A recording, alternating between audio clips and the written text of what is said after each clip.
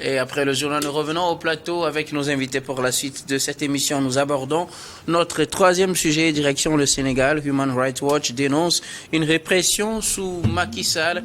L'ONG internationale a publié un rapport ce lundi, à pratiquement un mois des élections de février, prochaines élections qui auront lieu le 25 février au Sénégal pour la succession à Macky Sall. Dans ce rapport, l'ONG dénonce des répressions systématiques au Sénégal. Elle dit avoir interrogé 34 personnes, dont des journalistes et des hommes politiques de l'opposition. Elle est revenue sur les manifestations qui ont secoué le Sénégal depuis 2021 avec des tas d'arrestations, des poursuites par-ci par-là. Selon l'ONG, près de 1000 membres et militants de l'opposition ont été arrêtés.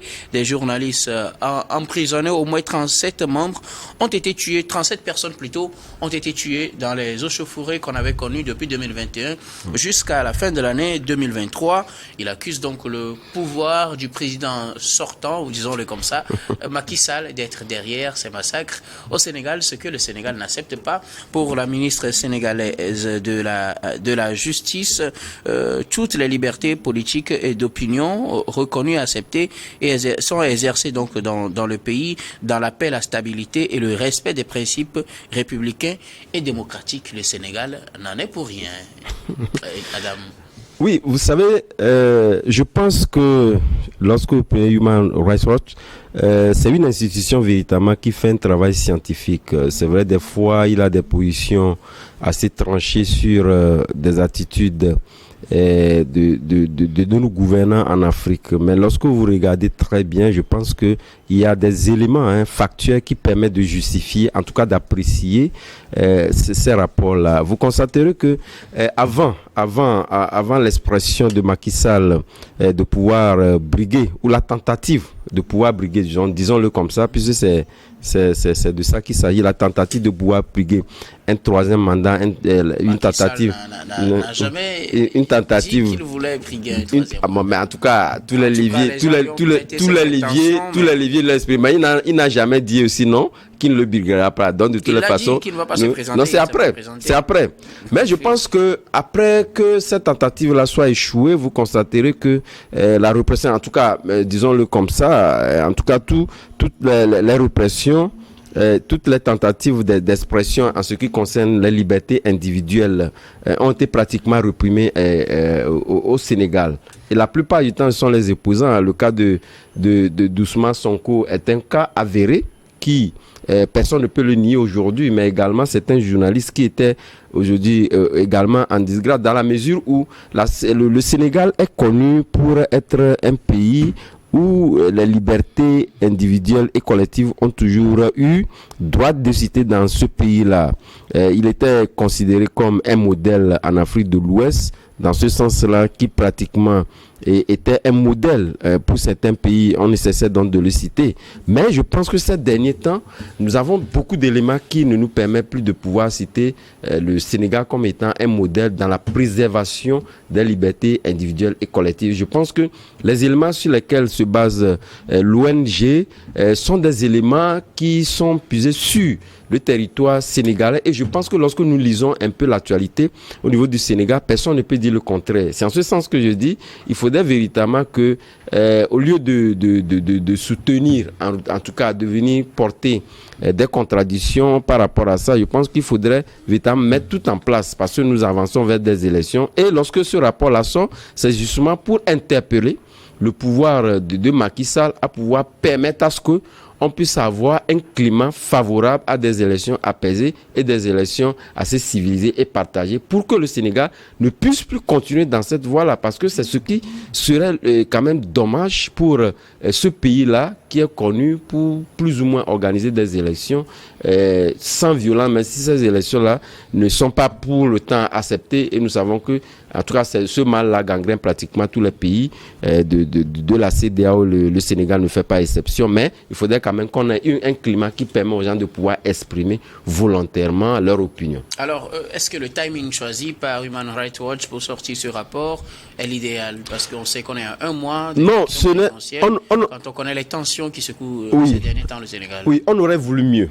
On aurait voulu mieux, puisque à partir du moment où vous laissez faire, on prend le temps de vous observer et on sort ces rapports-là, je pense que quelque part, on peut vous accuser comme ayant été un levier qui soutiendrait en réalité le mal. Puisque lorsque vous voyez le mal venir, c'est tout comme si nos pays ont des alertes précoces qui permettent de pouvoir anticiper sur un certain nombre d'éléments. Si cela a été fait, ce serait mieux, mais je pense qu'à un mois, beaucoup de choses peuvent être corrigées. L'essentiel, c'est de le dire et qu'on puisse donc reconnaître certaines dérives ou certains manquements et qu'on puisse corriger pour avoir un climat apaisé et des opinions qui puissent donc s'exprimer en faveur de la démocratie. Prosper Aboclou, Human Rights Watch sort un rapport ce lundi sur la situation des libertés au Sénégal. 37 personnes, ou bon, du moins une trentaine de personnes tuées depuis 2021. On se rappelle 2021, c'était les échauffourées suite à l'affaire Sonko. Jusqu'à 2023, finalement, le monsieur n'est pas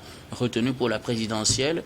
Pour les officiels sénégalais, surtout la ministre sénégalaise de la Justice, toutes les libertés sont respectées au Sénégal.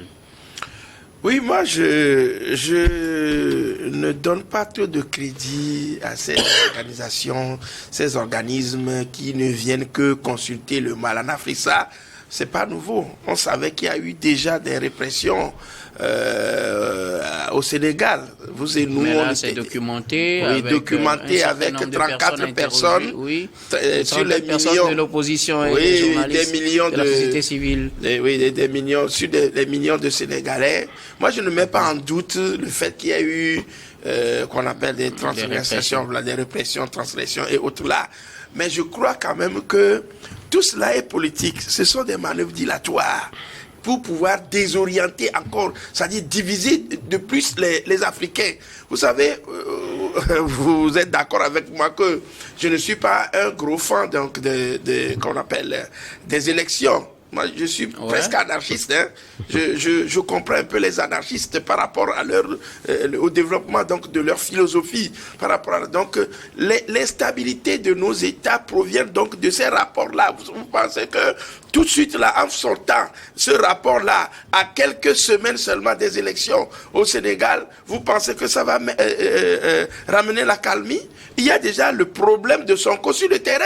Pourquoi en rajouter, mettre encore de l'huile sur le feu? Et ça, ce sont parfois, moi je dis, pas parfois, souvent. Ça s'est passé au Togo, où on a dit 500 personnes tuées et autres là. Et ça, les gouvernements ont démenti. Les associations, certaines sont venues avec 150 morts. Et Human Rights aussi avait fait sa publication sur 500 personnes. Vous voyez, pour moi, ce ne sont pas des crédits que je n'accorde pas de crédit à ces qu'on appelle rapports qu'on sorte, on vient dans un pays, on sait que les opposants ne sont pas avec le pouvoir, quelle que soit la question qu'on va poser aux opposants et les sociétés civiles qui sont, comme on appelle, alliés aux opposants, ils diront les mêmes choses. C'est une concertation, on va dire les mêmes choses. Maintenant, est-ce qu'on est allé chez les partisans du pouvoir sénégalais pour leur poser la question? Non. Selon le rapport, non. Non. Vous voyez à peu près. Donc pour moi, ça décrédibilise un peu l'Afrique. Est-ce que Human Rights Watch est un organisme qui lutte pour les droits de l'homme?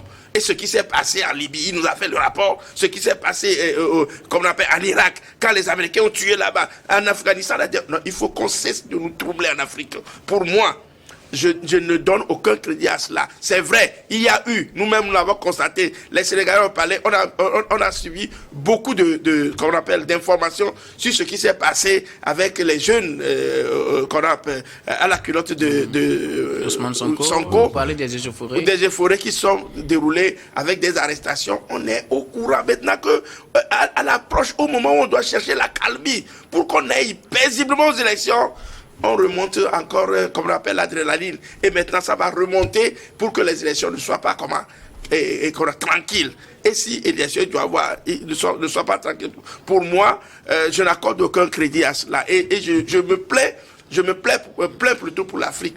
Et avec ces choses-là, l'Afrique n'ira jamais loin. Il faut qu'on nous fasse les rapports. Il y a eu les élections américaines truquées la dernière fois entre Joe Biden et Donald Trump.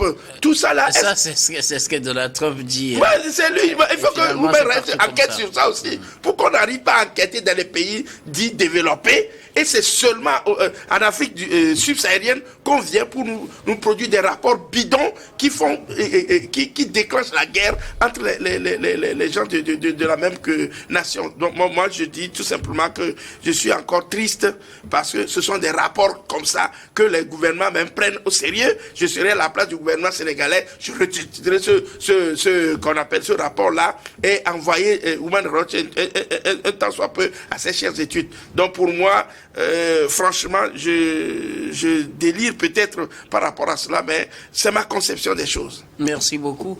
À vous, Prosper Abouklou. Alors, Dieu donne c'est au nous. Human Rights Watch documente la situation des libertés au Sénégal.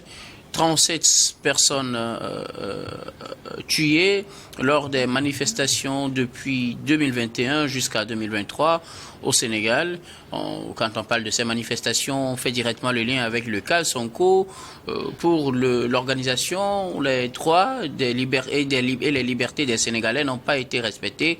L'organisation dit avoir interrogé 34 personnes, soit de la société civile, soit des journalistes, soit des leaders politiques ou bien des hommes politiques, la plupart de l'opposition. Est-ce que, pour le Sénégal, pour les officiels sénégalais, les droits et libertés des Sénégalais ont été respectés? Non mais docteur, je dirais que chacun fait son petit métier. Hein. Et donc l'organisation est dans son rôle, celui d'enquêter selon elle et produire des rapports selon ses sources. Et je rappelle que l'organisation a ses critères de fonctionnement. Et lorsque on nous parle de 34 personnes interrogées sur l'ensemble du pays, c'est vrai que en l'écoutant, ça porte un peu de hic. On se dit 34 personnes pour quel résultat, pour quelle neutralité dans le rapport. Mais là encore, ce n'est pas trop mon point d'intérêt, sauf que les rapports de Human Rights Watch reviennent souvent kikiner les pouvoirs publics, mais après tout, aucun résultat ne sort de ces interventions. Nous tous, nous savons que les derniers événements ont été violents et on a eu à dire à ce plateau qu'on ne reconnaissait plus le Sénégal dans le déroulement des derniers événements quant à l'emprisonnement arbitraire, les arrestations arbitraires et la répression des manifestations, surtout dans l'affaire Sonko. Il n'est plus question à ce qu'une organisation sorte vraiment un rapport pour qu'on se rende compte à l'évidence de cette manière de bafouer les droits publics au Sénégal. C'est évident. Maintenant, si l'organisation revient encore avec documents à l'appui pour nous dire, en réalité, sous Macky Sall, il y a eu ci, il y a eu cela, ok, c'est son rôle. Peut-être la période choisie, Prosper le disait tantôt que ce n'était pas la bonne.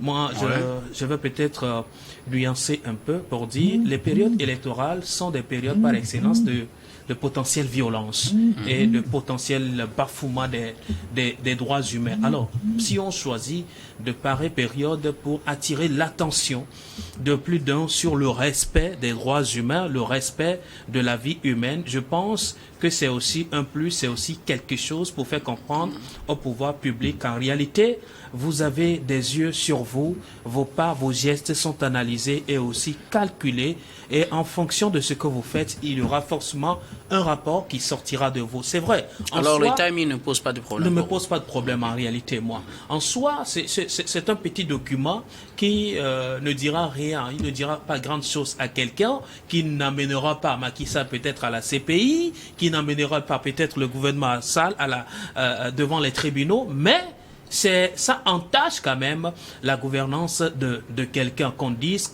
que sous toi se commet tant, si bien que la plupart des pays africains sont dans ce lot. Mais qu'une organisation, et se disant internationale, revient sur ton cas précisément pour t'imputer le non-respect des droits humains et les aberrations, les dérives autoritaires commises, je me dis c'est quelque chose. Pourquoi est-ce que tout ce rapport ou alors des rapports comme ça sortent sur des pays africains? Généralement, c'est parce qu'on porte le flanc, c'est parce qu'on donne l'occasion à ce qu'on nous impute ces dérives-là, et pour dire qu'en réalité, il faut avoir toujours des yeux sur nous en Afrique pour bien faire les choses. En réalité, on n'en a pas besoin.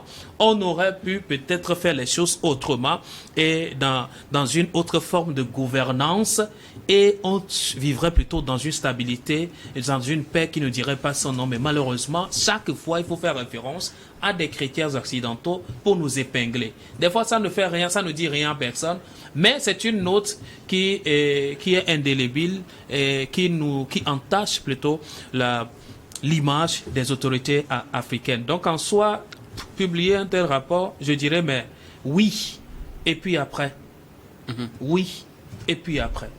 Voilà. Alors, il faut dire que l'objectif de ces rapports, d'abord, c'est d'attirer l'attention des gouvernants sur ces dérives et de les amener à changer, et peut-être aussi, comme vous le dites, selon le contexte, amener chacun à jouer son rôle pour éviter que de telles choses ne se reproduisent. Nous savons que nous sommes à la veille d'une élection présidentielle au Sénégal où toutes les cartes sont possibles là, parce que l'actuel président Macky Sall ne va pas se présenter, et tout le monde donc a ses chances. C'est aussi la période des grandes tensions, c'est peut-être aussi à viser pour apaiser peut-être ces tensions prospères. Et donc ce n'est pas forcément pour susciter plutôt des mécontentements, mais c'est pour dire qu'on en a assez vu, arrêtez cela. Non, pour moi, je continue pas à soutenir ma thèse, pour dire tout simplement que vous savez, lorsque à ces périodes-là, surtout la base électorale en Afrique ne comprend rien à la démocratie, ça, on est d'accord là-dessus. Les gens vont voter pas pour des programmes, mais justement sur le plan social, parce qu'on est lié à tel ou tel. Les problèmes de parti politique, on est dans ce parti politique parce que mon oncle y est, mon grand-père y était. Et donc ce sont des arguments de façade qui permettent d'aller aux élections afin de voter pour ci et ça, ou certains se disent, bon, pour éviter la violence, je vote pour tel parti sans conviction. Vous voyez à peu près. Donc pour moi, lorsque on dit la violence appelle la violence, à la violence, quand vous sentez que c'est sous le pouvoir de le règne de celui-ci que mon oncle a été tué, mon fils a été tué, sans outrecuidance, tu auras la haine pour celui-ci. Et surtout que les élections, c'est une question d'intérêt en Afrique.